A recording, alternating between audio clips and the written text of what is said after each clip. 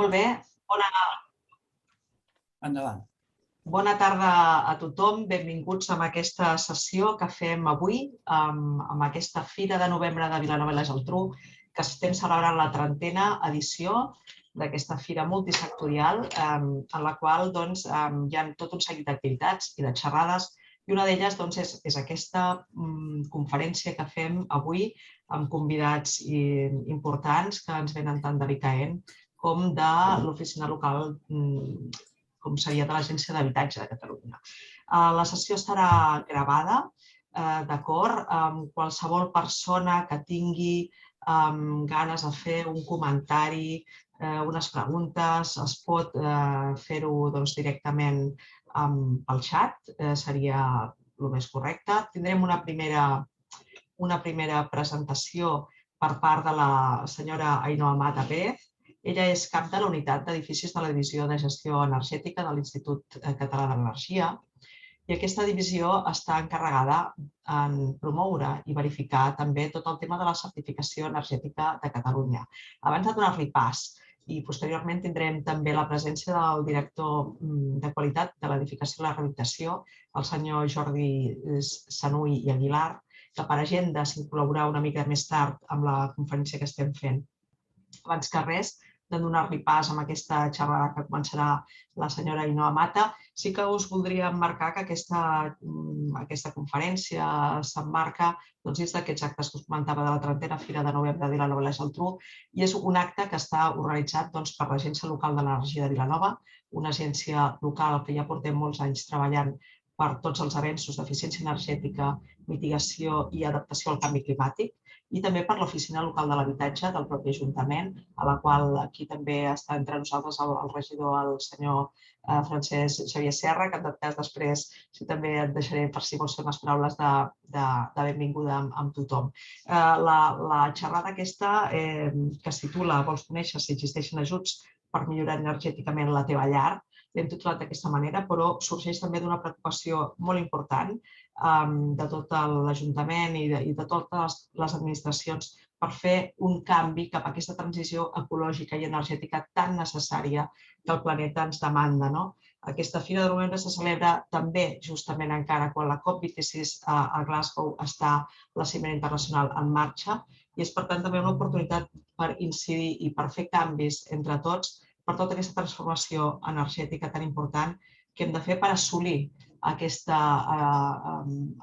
objectiu de zero emissions. Com no, els edificis, els domicilis tenen una gran importància i en aquest sentit venen a fer-se aquestes conferències d'avui. Vull fer un petit esment per si el senyor regidor Serra vol comentar algun tema, donar la benvinguda als ponents i després passaríem a les ponències. Veig que ara està ocupat, en tot cas seguiríem. Ainhoa, gràcies per venir, gràcies per estar amb nosaltres en aquesta conferència inicial.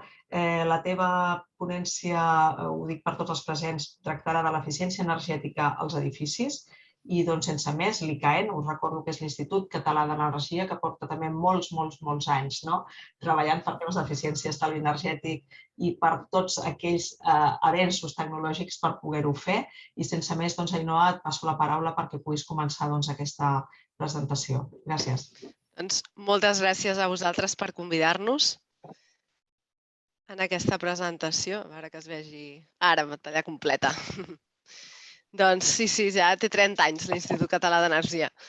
Jo parlaré sobre l'eficiència energètica als edificis en 3 blocs separats, una part sobre rehabilitació energètica, una altra sobre certificació i les novetats que hi ha en aquest àmbit i finalment faré una pinzellada sobre unes ajudes que portarem des de l'Institut Català d'Energia.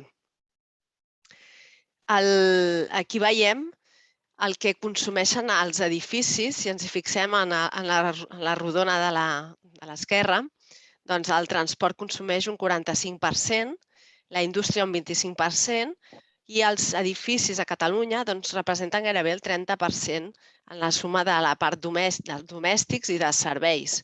O sigui que és una part important del pastís i és difícil d'atacar i que millori la seva eficiència energètica perquè al final sí que hi ha grans consumidors com pot ser un hospital o un edifici gran d'oficines però també estem tots nosaltres aquí dins. Cadascun de nosaltres té un habitatge i tenim un consum i entre tots hem d'aconseguir reduir-lo.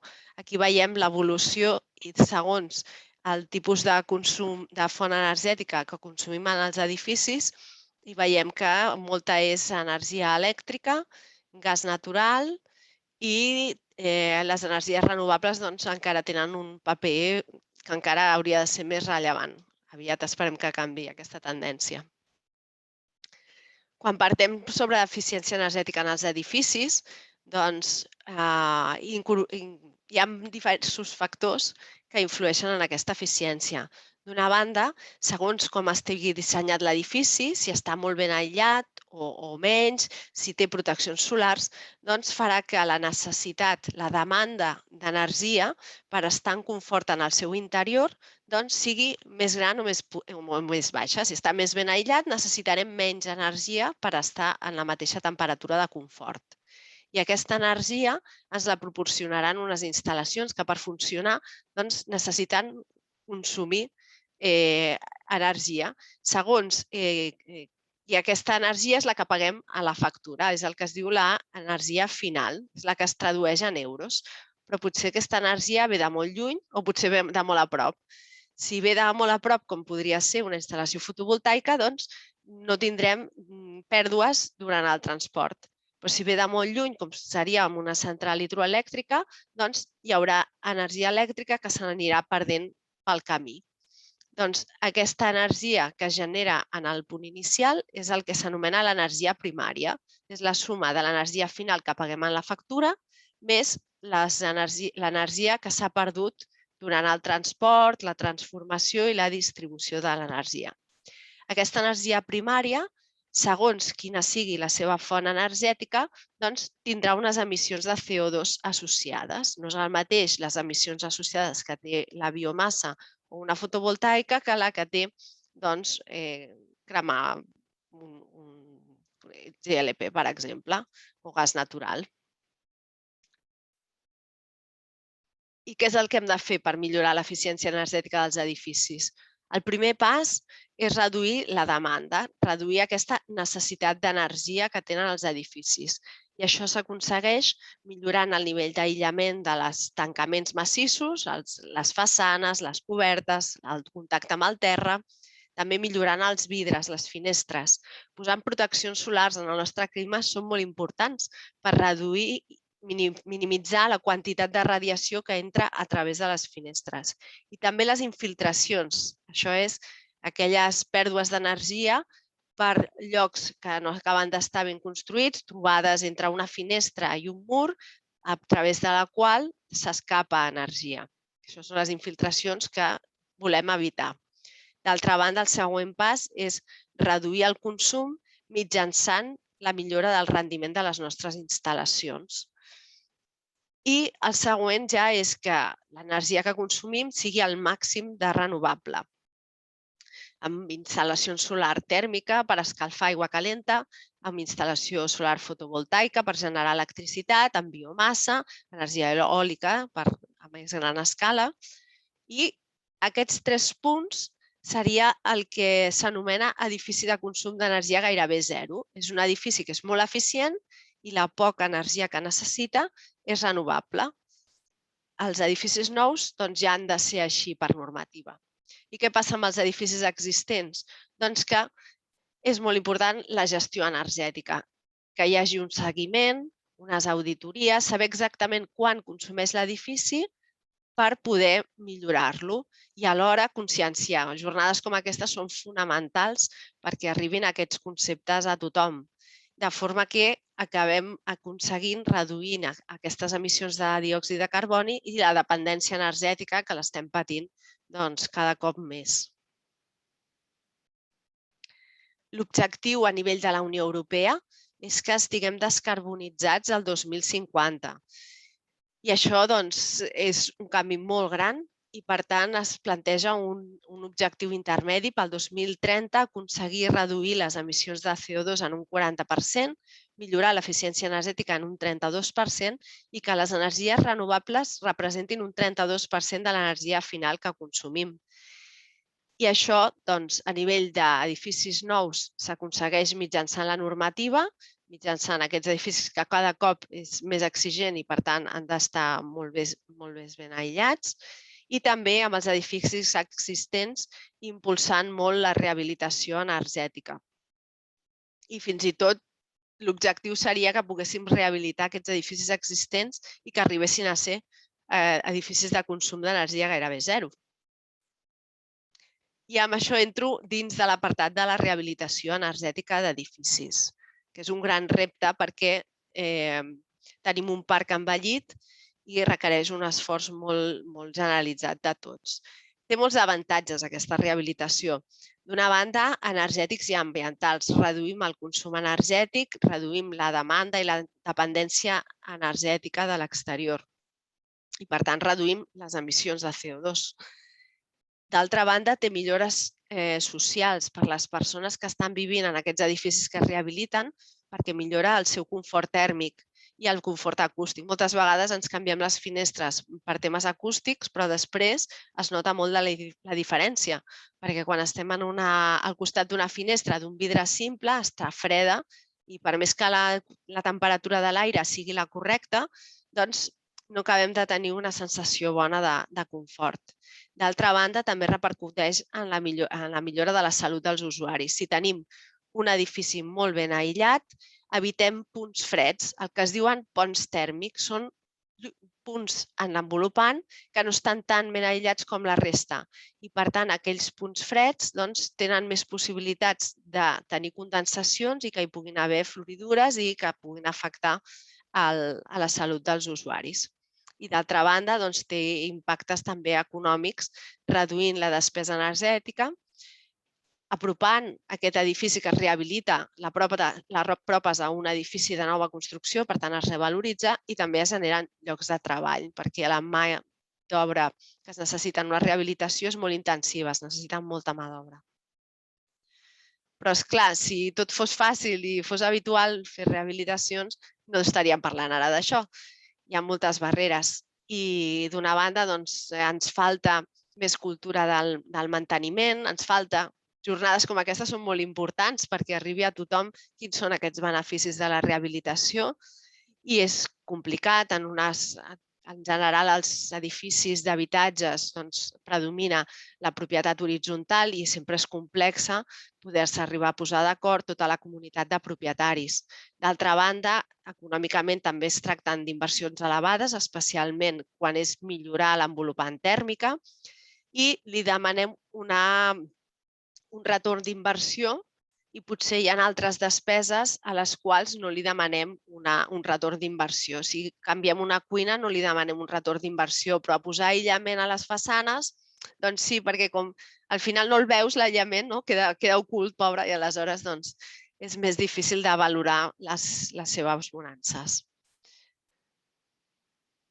I què podem fer per revertir-ho, això? Doncs, d'una banda, amb campanyes de conscienciació en les xarxes socials. Hi ha una fira que es fa el mes de setembre, que és sobre la rehabilitació i el Rehabilita, que són jornades tècniques. Aquestes jornades que organitzeu vosaltres, també impulsar la pròpia formació en el sector. Per exemple, ara estem fent des de l'ICAEN i amb centres de recerca com IREC, l'EITAT, CIMNE, un curs que és sobre edificis de consum d'energia gairebé zero. Ja s'està fent ara, just avui s'ha fet la segona edició, en són 6, i estarà després disponible a la web d'ICAEN i, per tant, es pot consultar i hi haurà informació sobre desenvolupat més tot el que comento ara de millorar l'envolupant i de millorar les instal·lacions. I, d'altra banda, la part econòmica també és important, mitjançant els ajuts econòmics, que els ajuts al final el que busquen és impulsar, és que una persona que estigués dubtosa acabar d'engrescar-la perquè es faci la rehabilitació.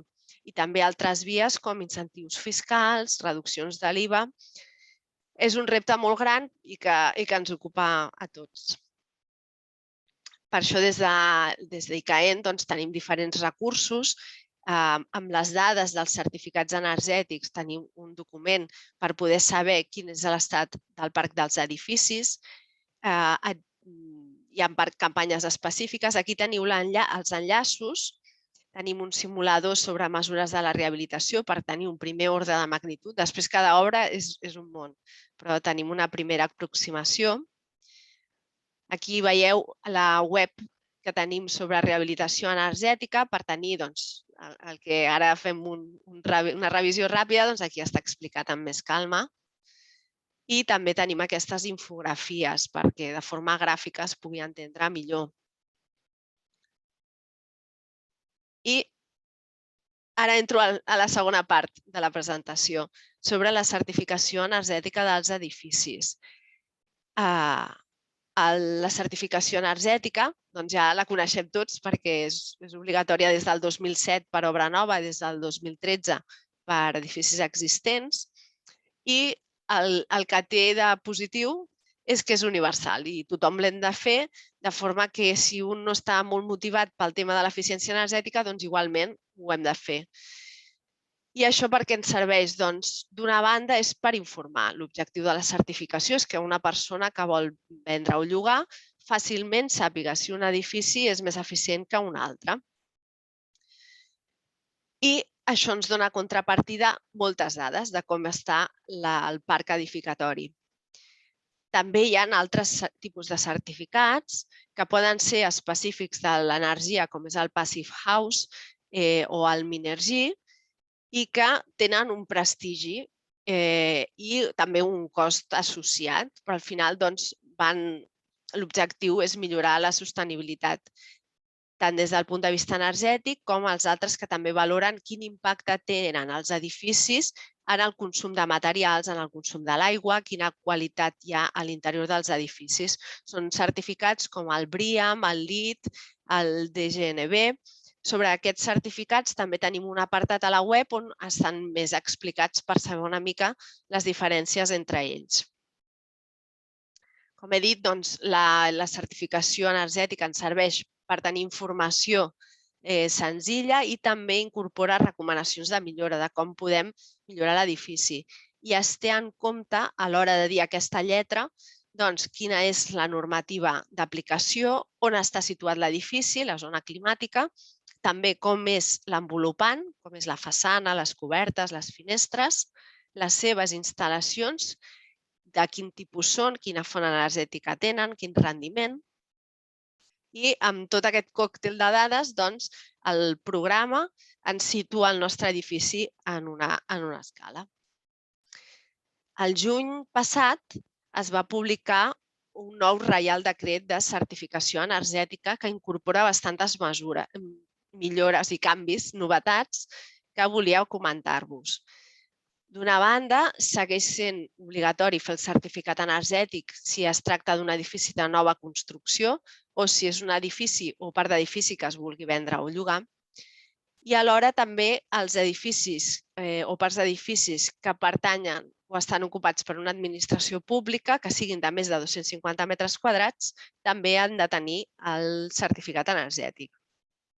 Ja estaven dins de l'àmbit d'aplicació, però tenia una coletilla que eren els que estiguessin visitats pel públic i aquesta part ha caigut amb la nova redacció. Els següents punts són nous. A partir d'ara, si es realitza una reforma o una ampliació, també s'haurà de fer el certificat energètic. En quins casos? Si estem renovant les instal·lacions o bé canviem, renovem més del 25% de l'envolupant tèrmica, de les façanes, de la coberta, o bé si fem una ampliació de més del 10% de la superfície o del volum, sempre que aquesta sigui de més de 50 metres quadrats. Un altre punt molt innovador és que els edificis o parts d'edificis que tinguin una superfície útil de més de 500 metres quadrats també hauran de fer el certificat. Això vol dir que un cinema que no es vol ni vendre ni llogar i que no és de nova construcció també haurà de fer el certificat. I els usos són molt variats. Són edificis d'oficines, sanitaris, comercials, docents, esportius. Veieu aquí la llista, que és molt llarga. I finalment, també s'inclou dins de l'àmbit d'aplicació els edificis que hagin de fer la inspecció tècnica de l'edifici.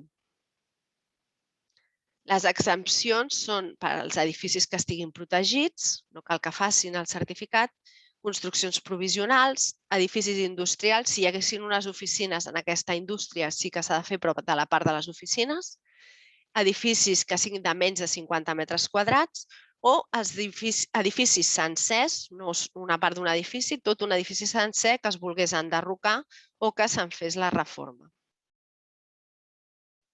O sigui, que es comprés per després fer la reforma. En el moment de comprar-lo no caldria fer el certificat, però sí que l'hauríem de fer després a l'hora de realitzar la reforma. Hi ha més novetats. Sembla que era evident que s'ha de fer una visita a l'immoble, però com s'han donat males praxis, doncs ara el Reial Decret en deixa constància i s'indica que cal fer una visita i que com a molt tard en 3 mesos s'ha de fer un certificat energètic. I aquest certificat, com a molt tard en un mes, s'ha de presentar en el registre de cada comunitat autònoma. D'altra banda, fins ara els edificis de nova construcció han de tenir un certificat quan s'està fent el projecte executiu i un altre quan s'acaba l'obra, per si hi ha canvis durant l'execució que quedin reflexats en el certificat ja més definitiu.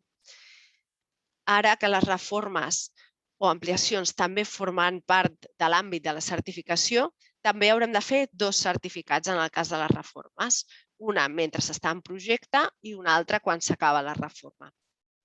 I una altra novetat és que es manté la validesa, que és de 10 anys, però en el cas que es tingui una qualificació G, la validesa serà només de 5 anys. Al final he dit, el certificat energètic l'objectiu que té és d'informar. I, per tant, nosaltres tenim moltes trucades al registre de que demà tinc la signatura al notari, necessito l'etiqueta. Ja anem tard, perquè quan es va fer la publicitat ja s'hauria d'haver inclòs l'etiqueta.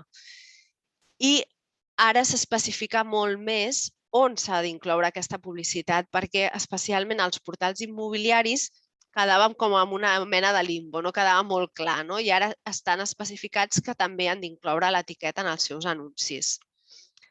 D'altra banda, l'entrada en vigor d'aquest Reial Decret és el 3 de juny del 2021. Aquesta data ens aplica per a edificis que són de nova construcció i per a edificis o parts d'edificis que es venen o lloguen. La resta de supòsits que són més novedosos, hi ha 12 mesos de voluntarietat i a partir del 3 de juny del 2022 caldrà tenir-ho. Serà obligatori a partir d'aquell moment. De forma que si demanem una llicència d'obres per fer una reforma a partir del 3 de juny del 2022, serà obligatori fer aquest certificat de projecte i el de l'edifici acabat. D'altra banda, l'obligació, un cop es té l'etiqueta energètica, és obligatori mostrar-la en edificis administratius i també en aquells edificis terciaris que hem comentat de més de 500 metres quadrats que han de fer ara el certificat energètic. Aquí, en aquesta imatge, veiem una mica com les dades dels certificats són com les arrels d'un arbre i després es mostren mitjançant les dades de l'Observatori de l'Estat dels Edificis, que és un informe, un document que tenim amb les dades globals del registre i ens serveixen també per generar el que anomenem l'informe de la despesa energètica que acompanya l'etiqueta. Si mirem els certificats d'un en un, ens anirà molt bé conèixer aquest cercador de certificats. Aquest cercador ens permet buscar un habitatge o un edifici per l'adreça o per la referència cadastral o pel codi del tràmit que té.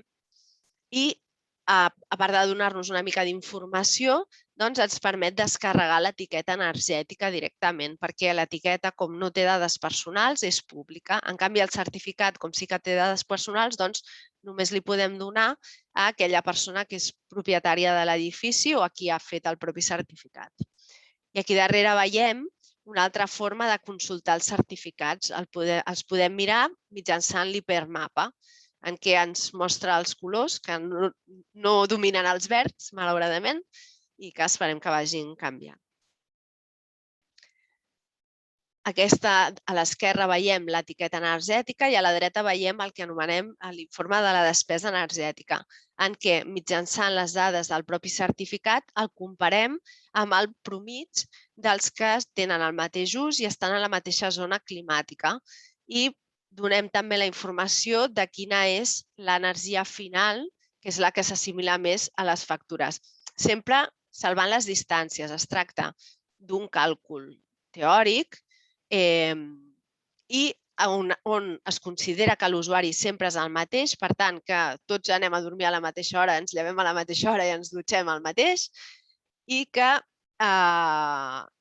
es consideren el consum de l'aigua calenta sanitària, de la calefacció, de la refrigeració, ventilació i en terciaris enllumenat. Què vol dir això? Doncs el consum dels electrodomèstics aquí no està, ni tampoc està el consum d'enllumenat en edificis residencials. Per tant, sempre és una mica salvant les distàncies, amb la idea que això no es tracta d'una auditoria que ens digui exactament quins són els consums, sinó que l'objectiu és poder-nos comparar uns edificis amb uns altres. I, per tant, la mà de l'usuari no ens interessa que estigui tan present, perquè potser un edifici és molt poc eficient, però degut a les circumstàncies personals, una persona no té l'edifici en situació de confort, o una altra que al revés, per estar en màniga curta, acaba gastant molta energia a l'hivern. I he comentat l'observatori de l'estat energètic dels edificis. Per exemple, aquí veiem una gràfica on veiem que els edificis de nova construcció, a mesura que les normatives són més exigents, van augmentant el nombre de qualificacions A's i B's i van disminuint la resta de qualificacions. En canvi, en els edificis existents encara no veiem aquesta tendència. És una línia molt plana en la qual dominen les qualificacions E, F's i G's. I amb això ja arribo a la recta final del programa de rehabilitació energètica d'edificis de repte demogràfic Pre-5000. D'aquesta convocatòria en faig una pinzellada. Encara no està oberta, està prevista més cap al mes de desembre, una cosa així. Està publicat al Reial Decret, les bases reguladores, i és específica per municipis de menys de 5.000 habitants. Per tant, a Vilanova no aplicaria, però per si de cas algú allò coincideix, faig una pinzellada ràpida. El pressupost per Catalunya és de 5,5 milions i estarà vigent des que es publiqui la convocatòria d'ajudes fins al 31 de desembre del 2023. És, com he dit, per municipis de més de 5.000 habitants i les actuacions que són elegibles són per millora de l'envolupant tèrmica, si es rehabiliten les façanes, les cobertes, per millora de les instal·lacions tèrmiques i també per millora de l'enllumenat. I els edificis són tant habitatges unifamiliars, blocs o edificis terciaris. L'edifici ha de ser anterior al 2007. Cal aconseguir, amb les diferents millores que es realitzin, una millora, un augment d'una lletra en la qualificació d'emissions i estalviar un 30% del consum d'energia primària no renovable. Aquesta energia primària no renovable és la que ens mostra el certificat energètic al costat de les emissions de CO2. D'altra banda, no són subvencionables les obres noves perquè ja han de complir la normativa de per si, per tant, no té sentit subvencionar-ho, el que ja és obligatori. També les ampliacions, ni de superfície ni volum, ni els canvis d'ús. I és compatible amb altres ajudes sempre que no sigui pels mateixos costos elegibles. Els destinataris són pràcticament tots, propietaris, persones físiques, comunitats de propietaris, empreses explotadores o arrendatàries. Compte, llogaters no serien persones que estan de lloguer, sinó empreses arrendatàries. Empreses de serveis energètics, ajuntaments, comunitats d'energia. Es tracta d'un règim de concurrència simple. Aquestes palabrejas vol dir que es donen per ordre d'arribada. Si complem els requisits, doncs es concedeix l'ajuda. Busquen tenir un efecte incentivador. Això com es demostra? Doncs que primer hem de demanar l'ajuda i després ja podem començar les actuacions. Se suposa que si ja has començat les actuacions és que no necessitaves que t'incentivessin amb aquesta ajuda. Bé, així estan les normes. La resolució és en 6 mesos i en 18 mesos per executar-les i es justifica en 3 mesos. Això ens ho trobarem molt sovint en les ajudes que venen del fons Next Generation. S'ha de complir amb un reglament que és el principi de no causar un dany significatiu en el medi ambient. Aquests punts s'hauran d'aplicar en els diferents projectes, tant si són per fotovoltaica, per mobilitat o pels diferents projectes que provinguin del mecanisme de recuperació i resiliència.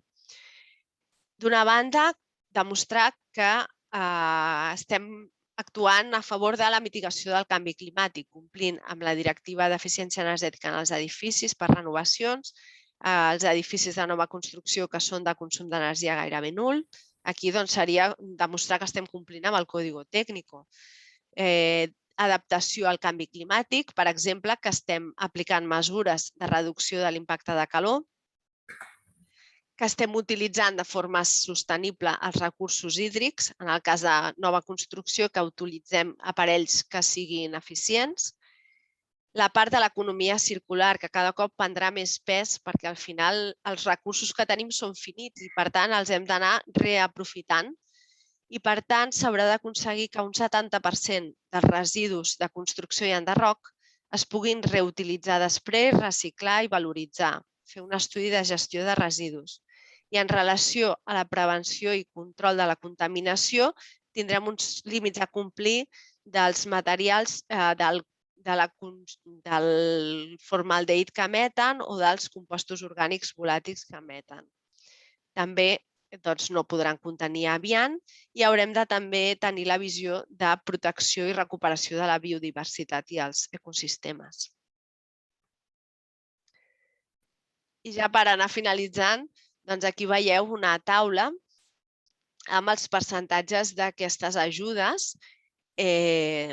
Si s'actua en tot un edifici, que seria l'anomenada opció A, per exemple, en un habitatge unifamiliar seria actuació en tot un edifici, o si estem actuant en tot un bloc, doncs seria opció A.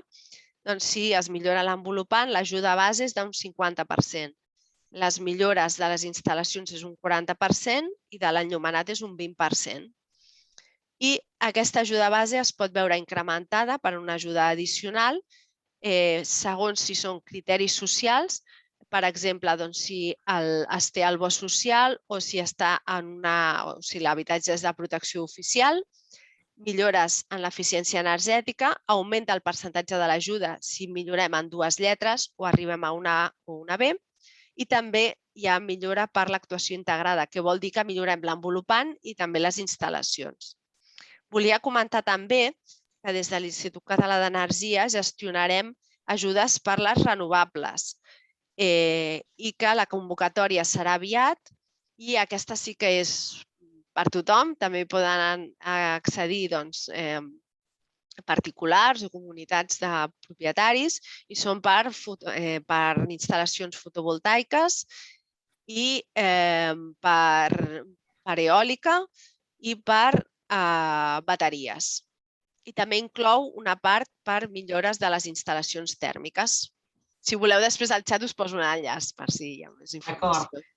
Ainhoa, com anem de temps? Ja està. Perfecte. D'acord, perfecte. Moltes gràcies, Ainhoa. Moltes gràcies. Com hem comentat abans, si hi ha preguntes, seria pel xat, que estaria bé que les formuléssiu. El xat està obert i, si us sembla, passaríem a la segona ponència que tenim avui prevista. Ja tenim aquí el senyor Jordi Sanuy i Aguilar. Ell és el director de qualitat de l'edificació i la rehabilitació de l'Agència de l'Habitatge de Catalunya i dirigeix aquest àmbit de l'agència des del 2011. Benvingut i gràcies per per la vostra presència avui aquí amb nosaltres. Doncs, si us sembla, podríem passar amb aquesta segona presentació vostra. Si hi ha algunes preguntes al xat que anirem veient. La sessió que ens presentarà el senyor Jordi Sanuy anirà encaminada justament a explicar-nos quins són aquestes línies d'ajuts i de tramitació, amb tot el tema de la rehabilitació dels edificis en aquests fons que hem sentit tant a parlar per televisió i per tants llocs, que són els Next Generation. Doncs, si us sembla, i per anar una miqueta amb timing i seguir parlant amb tot el tema aquest dels ajuts i amb totes aquestes interessants propostes, per, com dèiem al principi, treballar també per aconseguir aquests objectius que la COP26 de Glasgow estan també treballant a nivell internacional, donem pas al director general, el senyor Jordi Sanuy, a la vostra presentació. Gràcies. Molt bé, molt bona tarda. Moltes gràcies, Gemma. Al contrari, un plaer poder compartir una estona amb vosaltres i poder-vos explicar una mica el que estem preparant, molt intens. Com bé deies, ens ve davant un tema que se n'està parlant molt i que tenim un gran repte i a la vegada una oportunitat, jo diria que històrica i única. Intentaré compartir una presentació. Espero que es vegi, s'està veient bé. Sí, ara perfecte. Sí. Molt bé. Molt bé, doncs intentaré d'una forma molt resumida explicar què són els fons Next Generation. S'ha parlat de moltes xifres, una autèntica borratxera de xifres, hi ha moltes línies. L'Ainhoa ara ens explicava algunes de les línies que vindran a través de l'ICAEN i jo us explicaré aquí, en tot cas, les línies que estan específicament, diguéssim, adreçades a les polítiques de rehabilitació d'habitatge. I aquesta línia, penseu que directament per subvenció per rehabilitació d'habitatges hi ha una línia específica de 3.000 milions d'euros, dels quals a Catalunya en teoria en vindran 480, el 16%, per tant estem parlant de molts diners per impulsar la rehabilitació energètica dels edificis. Però evidentment també tenim un parc de 4 milions d'habitatges i per tant tenim un repte molt important. Bé, per què ens serviran aquests fons? El primer que hem de tenir clar, s'ha parlat que si només servirien per fer eficiència energètica, no és cert. Els fons serveixen per fer rehabilitació. El que sí que és cert és que s'exigeix un requisit imprescindible, que és que sempre s'assoleixi el 30% de la reducció de consum d'energia primària no renovable. Això és un requisit que es manté per qualsevol modalitat de fons, per qualsevol, en aquest cas, els de rehabilitació, per qualsevol de les línies d'ajut, que ara veurem, hi ha aquest, diguéssim, mínim imprescindible. Per tant, tenim davant un instrument per impulsar la rehabilitació energètica, però a cada vegada ens hi cabrà o no, però fer la rehabilitació tradicional. Per tant, temes com accessibilitat, temes de conservació d'edifici. Després veurem que tenim un problema, o tenim, més que un problema, tenim unes limitacions, perquè estan imposat una sèrie de topalls o de subvencions màximes per habitatge en cada un dels nivells de reducció de consum i, per tant, en teoria ens hi ha de cabre bé tota la part d'eficiència energètica i ens hi cabran més coses, però amb una certa o amb bastanta limitació.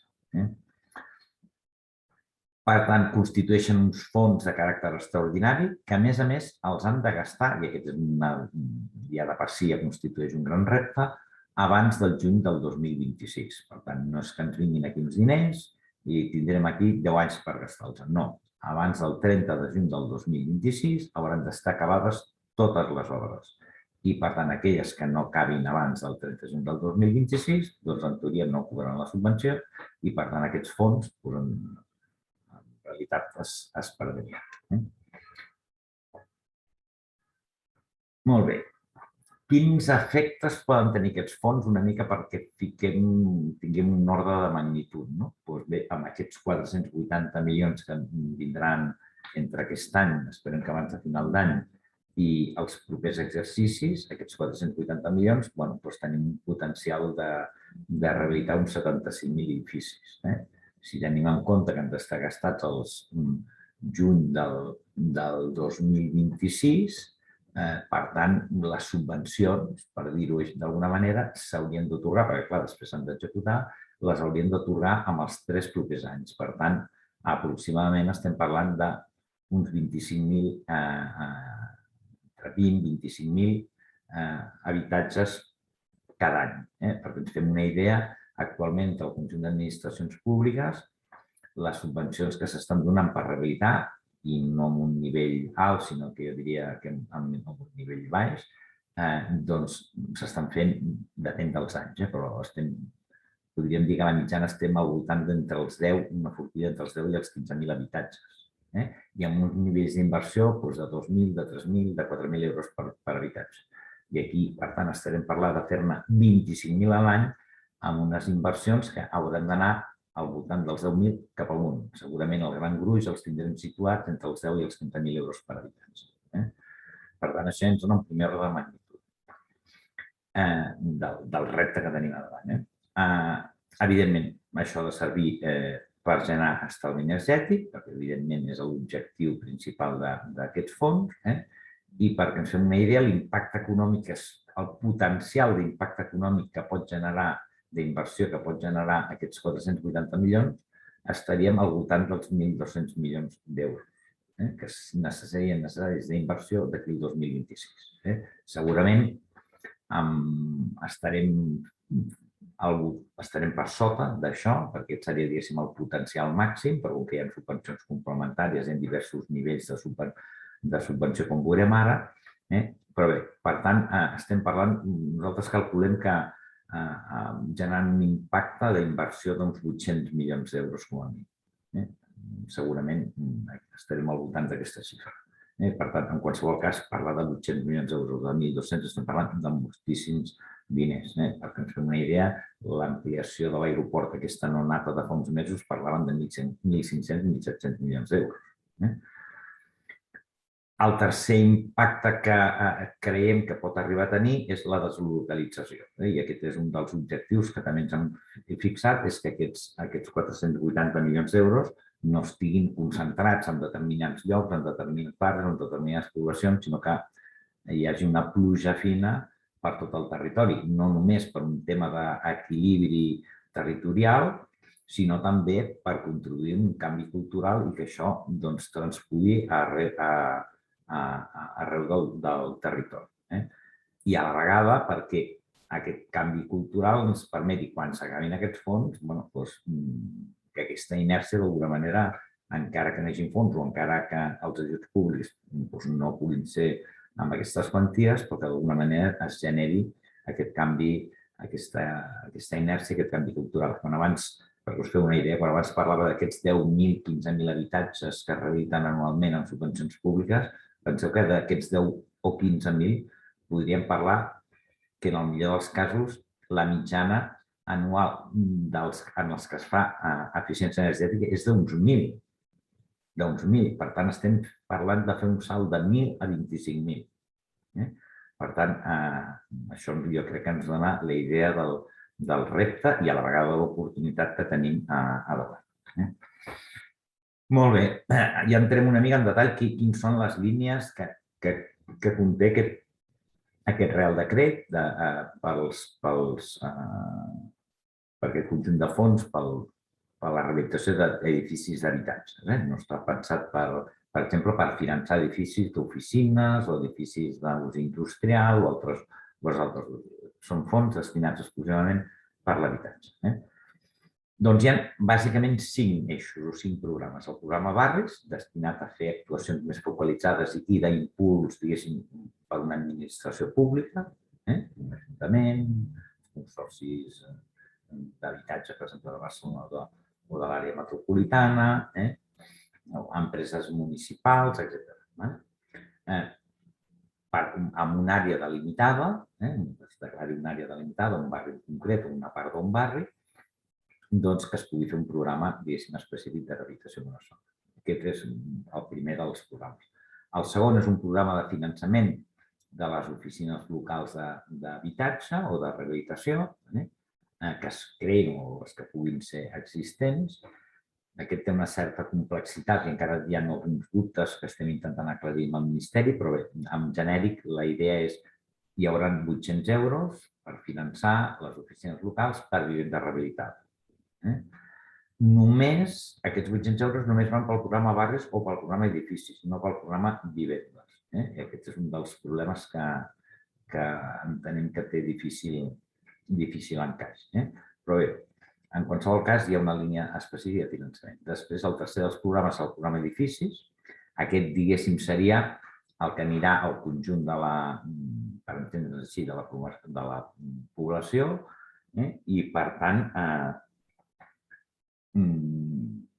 és el pensat per la rehabilitació tradicional en règim de comunitat de propietaris, perquè l'impuls, diguéssim, no hi ha darrere, per entendre'ns, un ajuntament o una administració pública, sinó que és la iniciativa purament de la pròpia comunitat, que després en parlarem perquè això, el secret també serà com un incentiu. El quart dels programes és el programa Vivienda.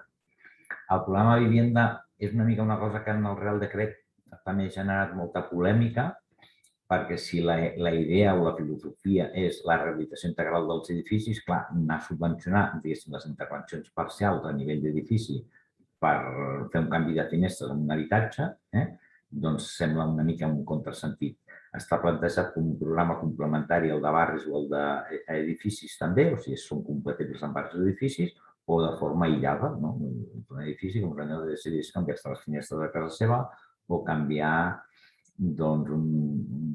una calefacció, no sé, pel cas de gasoil per canviar-la per un aerotèrmic. I després un programa específic per finançar la redacció de projectes i el llibre de l'edifici. Aquestes diferents línies de subvenció són compatibles, però hi ha un principi general que no hi pot haver doble subvenció. O sigui, per exemple, el projecte es pot subvencionar pel programa Barris o pel programa Edificis, però lògicament, si aquest projecte ha obtingut primer la subvenció pel programa de projectes, després no podrem aquell cost que tornar a cobrar, diguéssim, en el programa Barris o en el programa Edificis. Per tant, hi ha el principi de no doble subvenció a un mateix objecte o, diguéssim, un mateix concepte.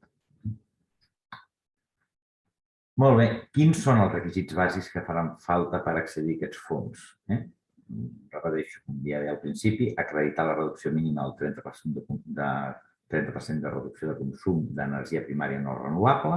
Aquesta és una condició universal amb aquesta línia. Acreditar, estic ara concretament parlant pel programa Barris i Edificis, després farem una menció específica al programa Vivienda, el programa Habitatge, aquest d'habitatges solts. Acreditar la reducció de la demanda també sempre com a mínim del 25% amb refrigeració i calefacció en zona climàtica C. La B està exenta, però a Catalunya de vent sembla que només tenim la punta baixa del delta i les zones climàtiques interiors, que serien les D i E, tenim la reducció ha de ser del 35%. Per tant, la immensa majoria dels habitatges que tenim a Catalunya els tenim en zona C i, per tant, hi haurà la reducció també de demanda del 25%. Per tant, a diferència, per exemple, del programa que ens explicava abans l'Ainoa, doncs aquí, com veieu, hi ha una doble condició. S'han de complir la reducció de consum i la reducció de demanda per poder accedir als fons. Hi ha un altre requisit que, al final, en el decret publicat, s'ha suavitzat, que era l'eliminació de l'amiant en l'edifici, també, com a requisit. S'ha suavitzat perquè, bé, nosaltres també vam al·legar i al final jo crec que ens van fer cas, no en el sentit de dir, home, no sé si té massa sentit, que ja ens costarà prou a convèncer una comunitat de propietaris que faci tot l'envolupant de l'edifici i ell façanes cobertes, etc., que després li diem, no, mira, els baixants aquells que tens encastats a la cuina, doncs els hem de canviar, perquè si no, no hi ha subvenció. I hem de rebentar totes les cuines de dalt a baix. A banda que encara molt cost i segurament després no ens enterrarà, però més que un element incentivador, vull actuar com un element. I el decret ara finalment el que diu és que s'haurà d'eliminar en l'àmbit d'actuació de l'obra. Per tant, si estem actuant en una façana, doncs, lògicament, haurem d'eliminar aquells elements d'amiant de la façana. Quan estem actuant sobre aquells elements o sobre aquell àmbit, doncs haurem d'eliminar l'amiant, però no de forma taxativa, perquè inclús s'exigia a l'extrem, en el primer desenvolupament del Real Decret, que s'hagués el tècnic, al finalitzar l'obra, hagués de certificar que aquell edifici estava lliure d'amiant. I clar, això també és un tema delicat, no? Perquè, bé, no sé si hi ha una resta d'un tram de tub de fibrocement a la planta cinquena. Per tant, és un tema controvertit. I l'element clau, diguéssim, per com acreditem aquesta reducció de consum i demanda, evidentment, és la certificació energètica de l'edifici existent, per una banda, la del projecte. Per tant, amb aquestes dues és la que ens dona la porta d'entrada a tenir subvenció o no tenir subvenció, i com ara veurem, a quin nivell de subvenció tenim accés. I, evidentment, al finalitzar l'obra hi haurà d'haver la certificació energètica d'un cop estigui acabada l'obra que acrediti que s'ha complit aquells nivells de reducció. I, per tant, si no hem assolit el nivell que estava previst, no tindrem la subvenció prevista, encara que inicialment se'ns hagués atorgat. Per tant, s'haurà d'acreditar al final de l'obra quin és la reducció de consum i de demanda. Molt bé, les subvencions. Les subvencions, com us deia, hi ha aquests 3 nivells, tant pel programa barris com el programa edificis. Després ara veurem una mica la diferència bàsica o principal entre un programa i l'altre, a banda del tema de l'impuls. Hi han fixats 3 nivells de subvenció. Com veieu, hi ha un 40% de subvenció quan s'arriba al 30% de reducció de consum. Aquesta subvenció puja al 65% quan arribem a una reducció de consum del 45% i arriba fins al 80% la subvenció quan la reducció de consum és igual o superior al 60%. Per tant, com veieu, hi ha unes subvencions molt potents que poden ser fins al 80%, però evidentment també hi ha unes exigències de reducció de consum molt altes i que no sempre, encara que les anem a buscar, serà fàcil que, o no, en tots els casos segurament s'hi podrà arribar, inclús per raons tècniques pot resultar força complicat.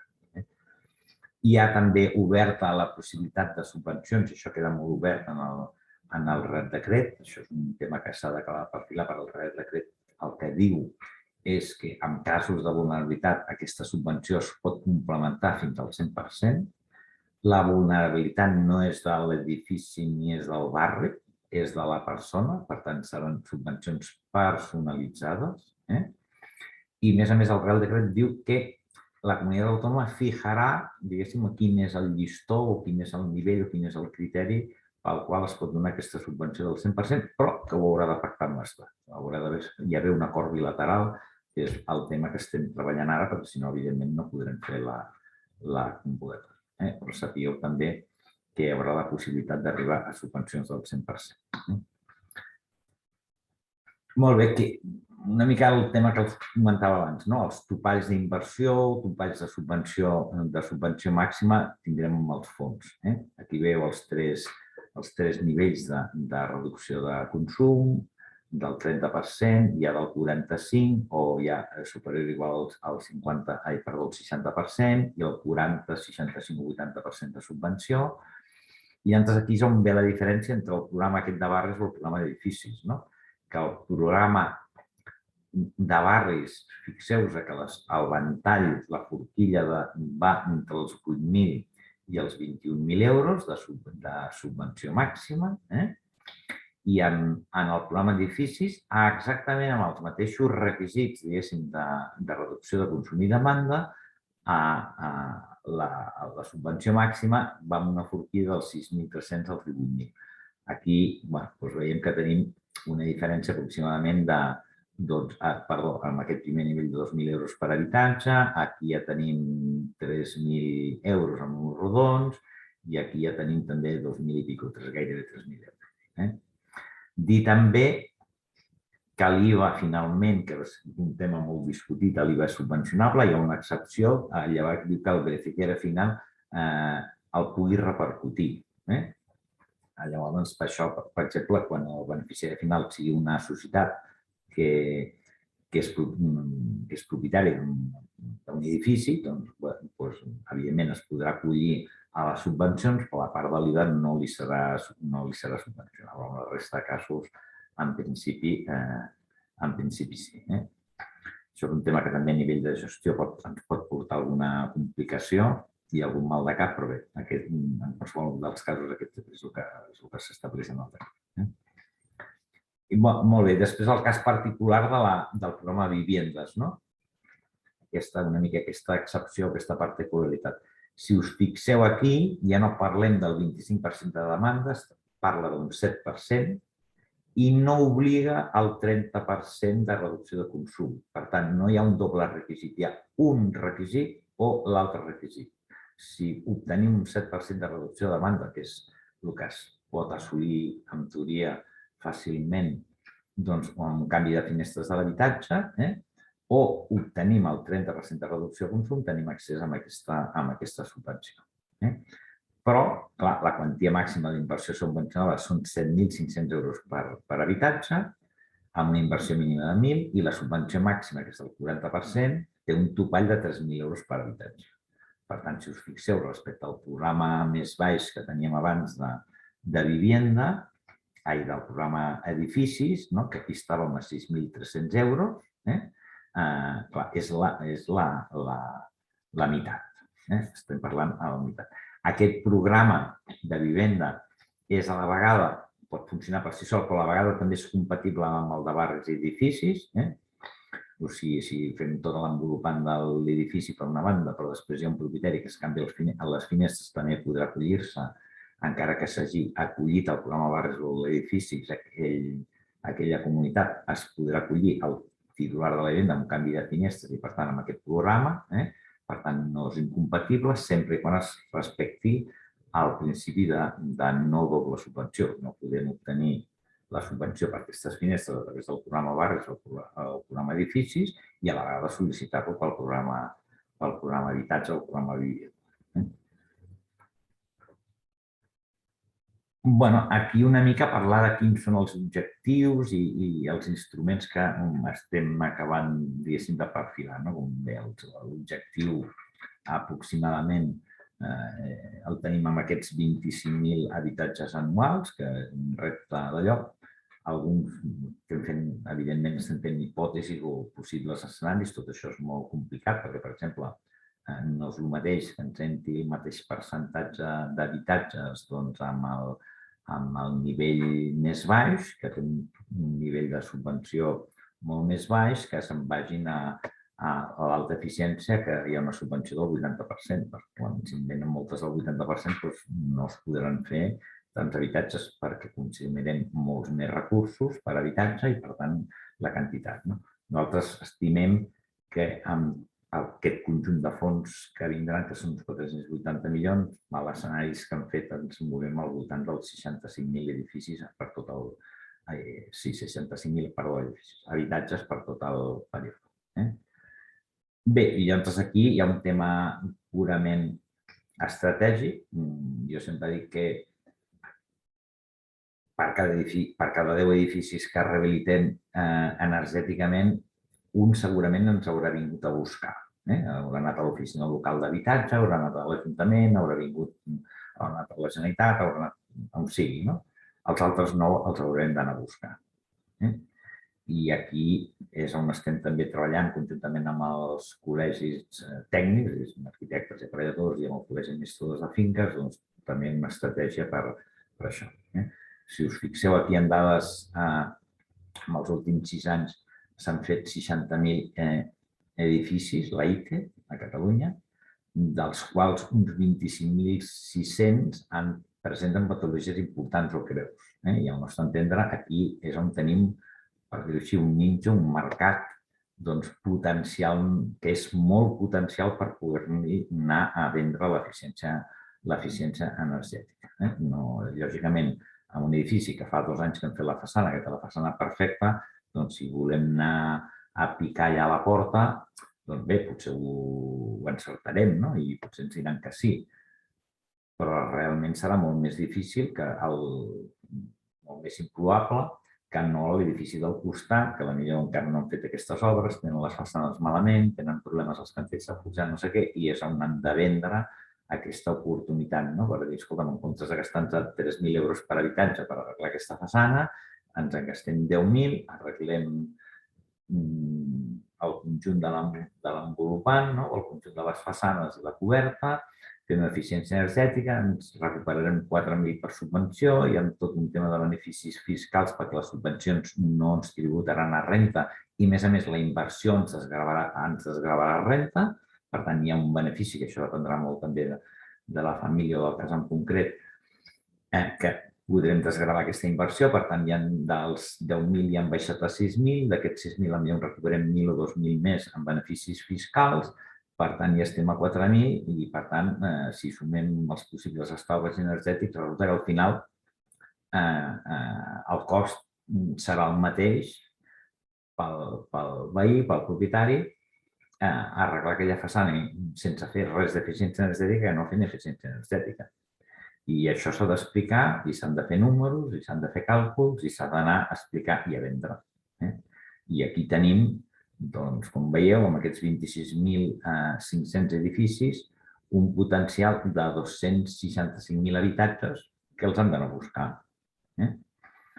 I l'estratègia una mica és anar-los a buscar, evidentment, benvingut sigui tot aquell que ens vingui també de més a més, anar-los a buscar amb el treball en equip dels equips professionals que d'alguna manera ho han d'aconseguir, ho han de poder vendre. Els tècnics per una banda, arquitectes aparelladors, i els administradors de finques, que són els que tenen d'alguna manera la clau de la porta per entrar en aquella comunitat i també, evidentment, amb el suport d'alguna empresa constructora que també ajudi el tècnic a fer números, a fer plantejaments.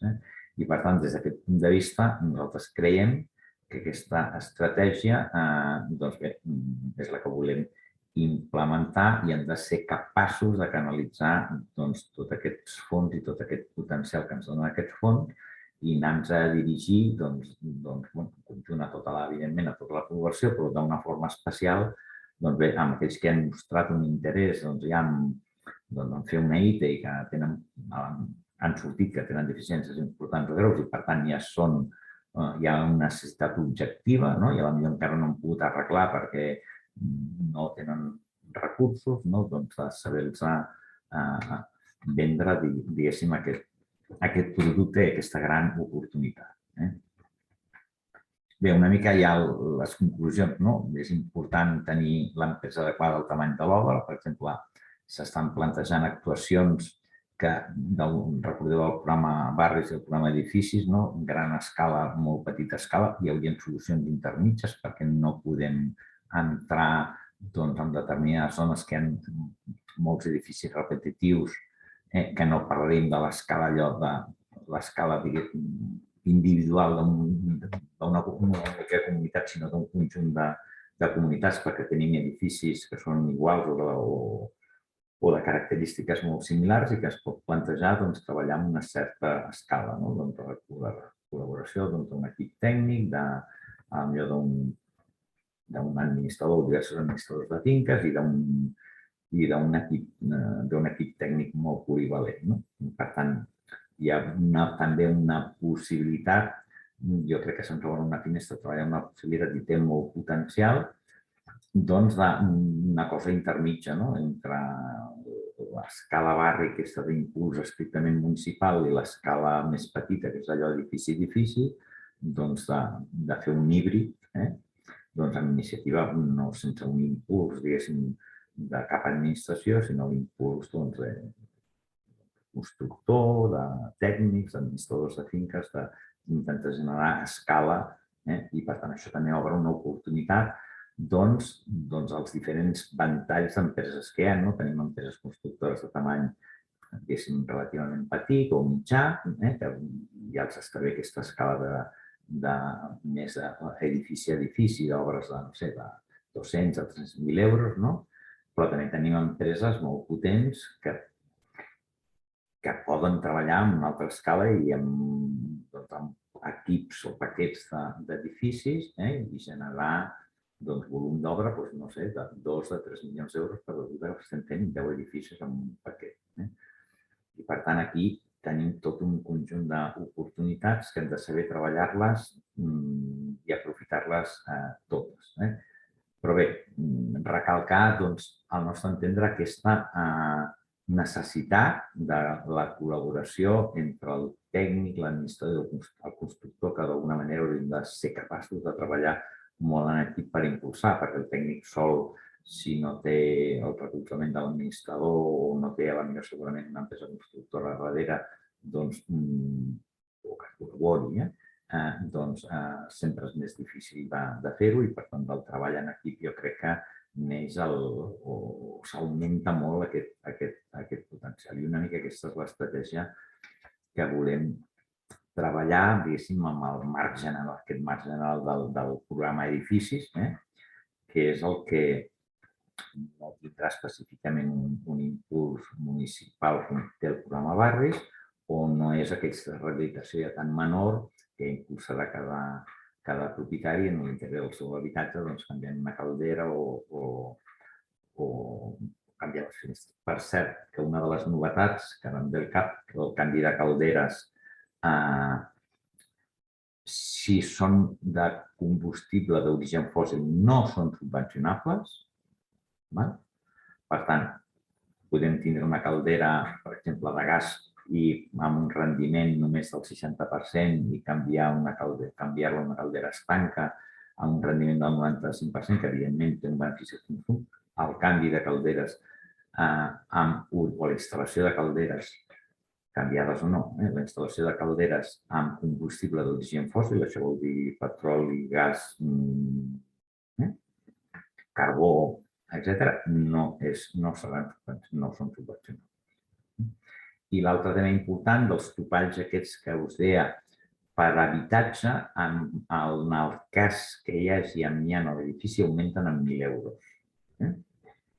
Aquest topall de 6.100 en tomaquera es converteix en 7.100 per habitatge en el cas que hi hagi amiant a l'edifici, que evidentment retirem. Aquest topall puja 1.000 euros. Aquest és, en síntesi, el resum així molt ràpid de les principals línies i els principals reptes i objectius d'aquest programa. Si hi ha alguna pregunta, jo el que sí que us tinc que anunciar que em tanca l'edifici a les 8 del vespre i que, per tant, no podré allargar-me massa. D'acord, moltes gràcies, senyor Sanuy, per l'explicació d'aquesta oportunitat. I m'ha quedat amb aquesta paraula, oportunitat que tenim, que jo diria que és necessitat també. És una necessitat perquè, de fet, és una oportunitat perquè ens venen uns fons econòmics, però és una necessitat planetària aquesta de poder fer aquesta reconversió absoluta de tots els sistemes, perquè estem en aquesta transició ecològica i energètica imprescindible que hem de fer.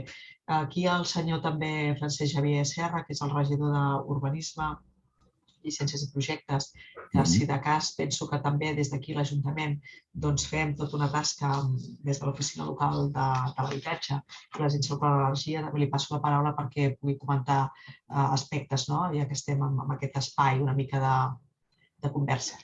A veure, no res. La veritat és que bàsicament el que m'agradaria dir-vos és agrair-vos tant al Jordi com a l'Ainoa aquesta explicació de totes les possibilitats que esteu treballant per avançar en aquests programes de rehabilitació. A veure, per nosaltres com a Ajuntament i particularment per mi i pel meu equip del Departament del Servei d'Habitatge és un altre repte que tenim aquí davant, un altre afegit, però a veure, evidentment, tan engrescador com els altres i que, per tant, estem a l'espera que puguem rebre d'alguna manera de quina manera hem de començar a treballar amb això nosaltres, com a administració més propera als ciutadans, i gràcies per això, per la feina que esteu fent, i quedem a l'espera de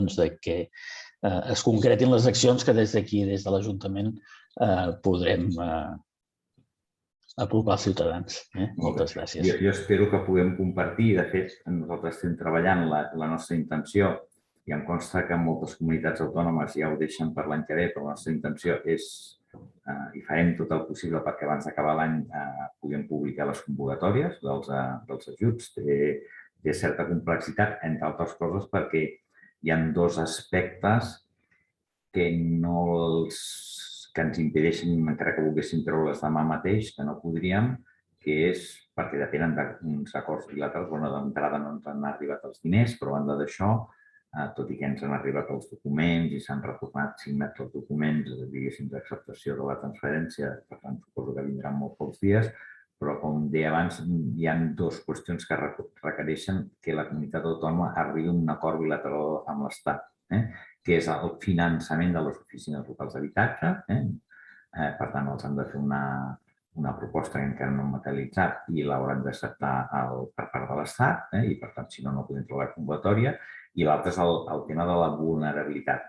O sigui, quins són els criteris o el llistó que fixem amb el tema i requisits que fixem amb el tema de vulnerabilitat, perquè també el Reial Decret deixa la porta oberta a la subvenció del 100%, però sempre i quan hi hagi un acord bilateral Estat-Comunitat Autònoma acordant aquests criteris que no tenen per què ser uniformes. Però bé, nosaltres estem treballant perquè aquestes convocatòries puguin veure la llum abans de final d'any. No ens costarà arribar-hi, però farem tots els esforços possibles. Ja puc avançar que en principi hi haurà una convocatòria específica pel programa Barris i la resta segurament aniran en un altre diferent, perquè, evidentment, l'acord de Barris, com he explicat abans, el programa Barris requereix, més a més, per implementar-lo també un acord específic. Diguéssim, si a Vilanova decidim fer un programa de rehabilitació en un entorn determinat de Vilanova, requerirà un acord tripartit entre l'Ajuntament de Vilanova, la Generalitat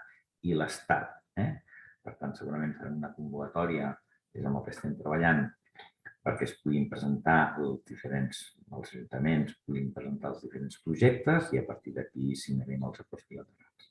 I en paral·lel també volem treure, evidentment, també a final d'any la convocatòria que està en general, que aquí hi ha el programa de vivendes, el programa edificis, el tema dels ajuts al d'allò.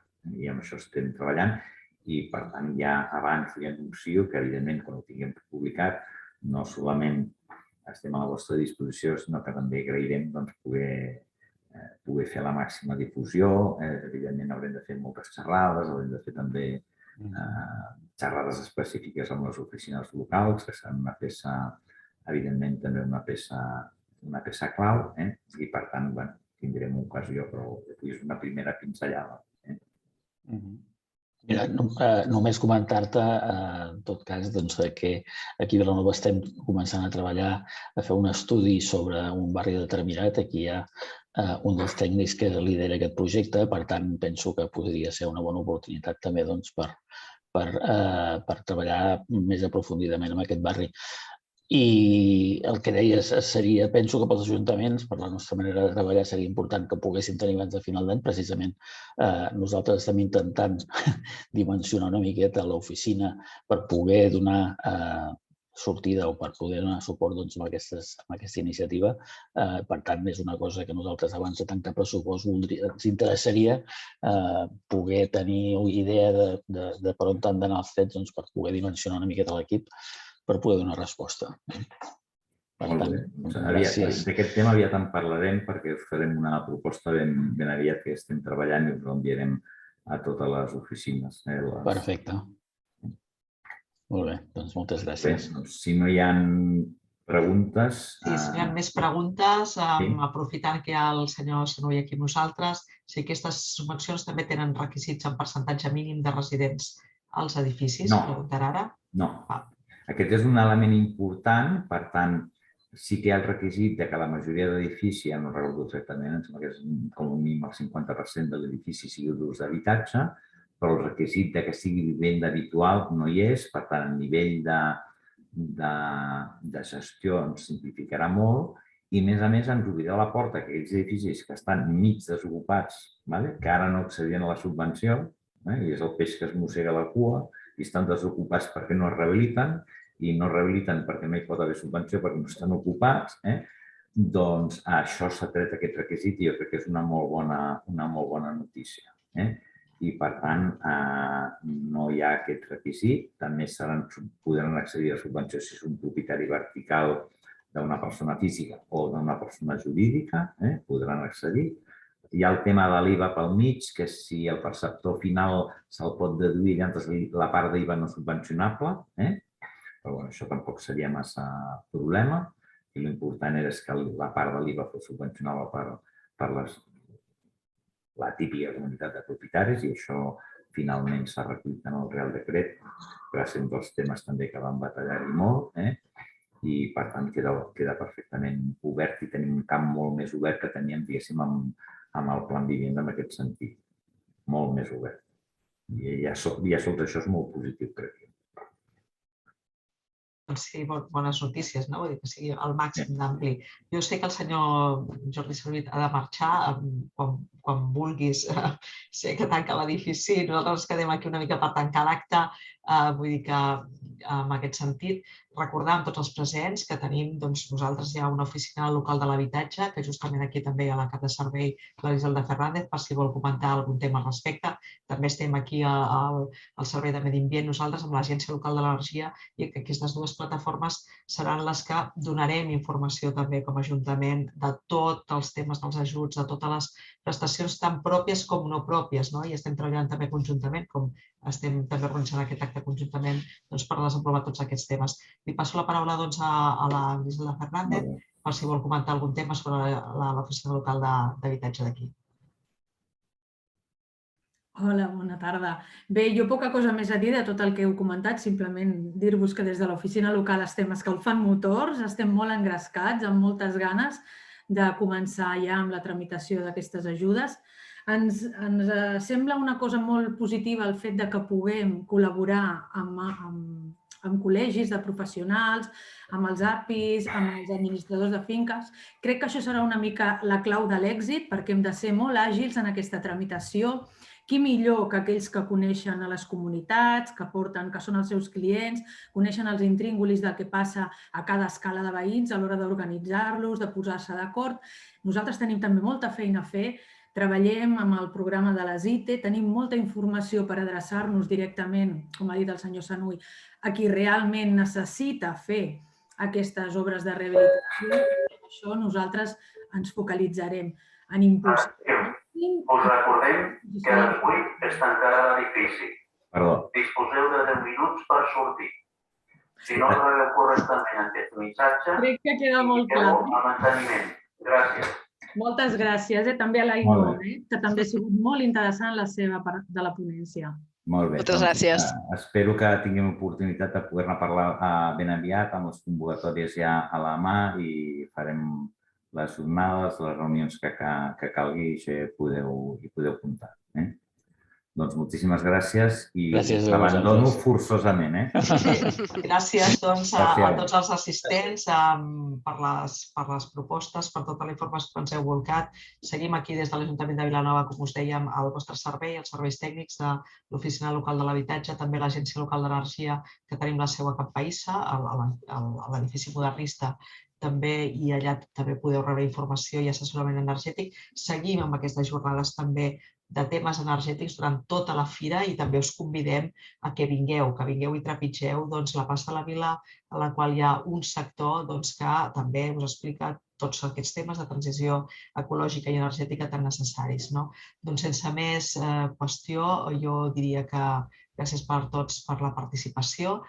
Gràcies per estar aquí. Esperem que aprofitem tots aquests ajuts que ens han explicat i que els aprofitem i siguin un motor de canvi ecològic, energètic i també social per fer ocupació tan necessària també amb aquesta postpandèmia. Doncs moltes gràcies a tots i claurem així l'acte. Gràcies a tothom. Moltes gràcies. Gràcies. Adéu-siau. Adéu.